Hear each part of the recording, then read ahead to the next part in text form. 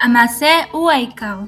א', עשה כאן ארץ ישראל, בשלמות במחשבה, דיבור ומעשה, כהכנה להתפשטוס ארץ ישראל בגאולה.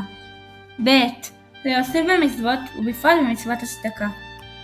ג', להוסיף בתורה ובפרט בסיומי מסכת, בכל יום מראש חודש מנחם אב ועד 15 במנחם אב, בחיות, ולקשר זאת עם צדקה והתוועדות. ביום 15 במנחם אב לעשות התוועדות בשמחה גדולה, ולעשות סיום מסכת, לתת צדקה ולקבל החלטות טובות. ובאים 15 במנחם אב חל ביום שישי, לעשות זאת בליל שישי. לסעוק עוד צעקה, עם עוד בקשה ותביעה ועוד תזכורת. עד מוסאי!